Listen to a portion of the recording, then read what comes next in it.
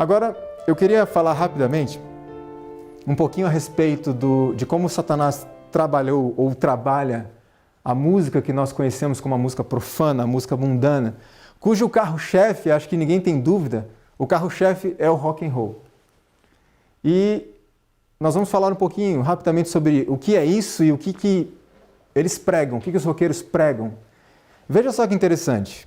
O que é importante para nós entendermos agora é que há algum tempo atrás, um grupo de pessoas que não queriam nada com Deus, não tinham nenhum interesse nas coisas de Deus, eles criaram 3 estilos musicais que ficaram conhecidos como blues, swing e jazz. Blues, se você for pesquisar um pouco mais a fundo, ele significa depressão, melancolia, tristeza.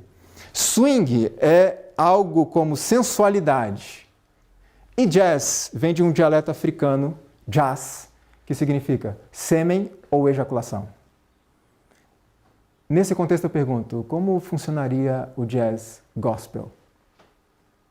E aí esses 3 estilos musicais, eles tiveram os seus ritmos mais acentuados por meio de 2 instrumentos que surgiram, a bateria e a guitarra elétrica, dando origem a um novo estilo até então desconhecido. Alan Freed, que era um locutor de rádio, uma das maiores emissoras naquela época lá em Nova York, ele ouviu aquele estilo e ele achou interessante, mas precisava de um nome para esse novo estilo. Lá em Nova York, os jovens tinham um costume, eles saíam em casais com os seus carros e paravam em locais afastados e tinham relações com suas namoradas enquanto ouviam um som. Alan Freed associou uma coisa à outra, nós já vamos ver qual é essa associação, e ele falou, vou usar isso aí como nome para esse novo estilo. Essa prática dos jovens recebia uma gíria na época. O que você vai fazer? Eu vou fazer isso. Como se chamava essa gíria? Rock and roll. Isso era um eufemismo para essa prática dos jovens. Agora alguém pode falar, não, mas essa história aí não tem nada a ver, não. Tem algo que confirme essa história? Olha só que interessante.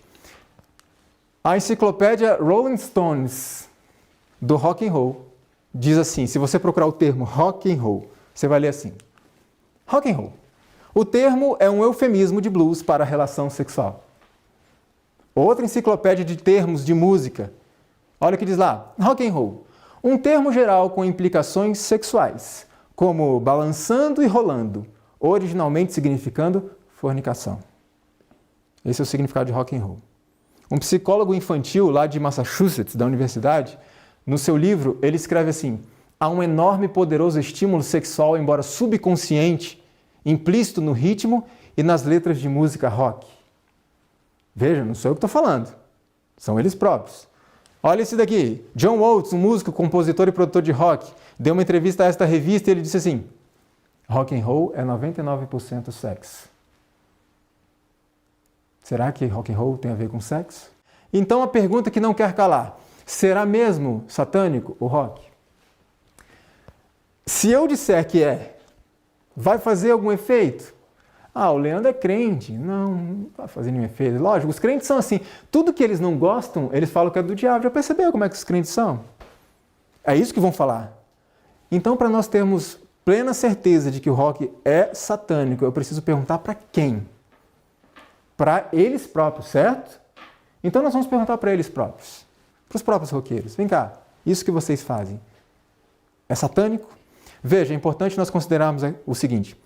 Não estou dizendo que todas as pessoas que trabalham com rock são pessoas deliberadamente usadas pelo diabo. Há casos de pessoas que não têm orientação, não têm conhecimento, acham verdadeiramente que é apenas uma forma de arte, não sabem o que está por trás disso. Então isso tem que ficar claro. Agora, será que o rock tem a ver com Satanás? Primeira coisa, o homem que é considerado o pai do rock, nós não vamos entrar nos detalhes da sua história, Robert Johnson, ele fez um pacto satânico para poder se tornar um grande gênio, um grande músico. E hoje ele é considerado o pai do rock. Elvis Presley, que todos conhecem muito bem, que é considerado o rei do rock. Veja, alguns me fazem a seguinte pergunta, Elvis vai ser salvo ou não vai ser salvo? Porque Elvis, ele foi um cantor de igreja por muito tempo e saiu da igreja para poder se tornar famoso, fazer sucesso lá fora. A resposta a essa pergunta, se Elvis vai ser ou não ser salvo, não cabe a nós. O julgamento é sempre de Deus. Deus é quem sabe o que aconteceu com a pessoa nos seus últimos momentos. O que é importante para nós entendermos é que ele ganhou esse título de rei do rock num período de declarado afastamento de Deus.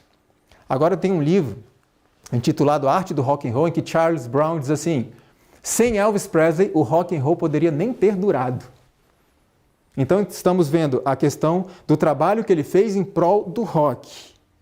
E se nós estudarmos a biografia de Elvis Presley, nós vamos ver que ele era bem envolvido em tudo que diz respeito a satanismo, espiritualismo. No final de sua vida, será que voltou para Deus, se converteu, teve uma chance? Não sabemos, isso é com Deus. Felizmente não somos nós que vamos julgar, porque Deus é justo, Ele fará justiça. Outro envolvido nisso, Aleister Crowley, ele é considerado o padroeiro do rock. Também um homem envolvido com o satanismo, considerado também o pai do espiritismo moderno, do movimento Nova Era e etc. Agora veja o que ele escreveu em um livro chamado A Tragédia do Mundo. Olha só o que ele escreveu. Não quero discutir as doutrinas de Jesus. Elas e somente elas degradaram o mundo à sua condição atual? É o Deus e a religião deles, nossa, que eu odeio e vou destruir. E é considerado o padroeiro protetor dos roqueiros. Beatles, ícones do rock também, discípulos declarados de Aleister Crowley. Certa vez, John Lennon deu uma declaração e ficou muito conhecida. O cristianismo vai desaparecer e encolher, nós somos mais populares que Jesus agora. E ele deu uma outra declaração menos conhecida que ele diz assim: a música rock tem a mesma mensagem de antes. É antirreligiosa, antinacionalista e antimoralidade.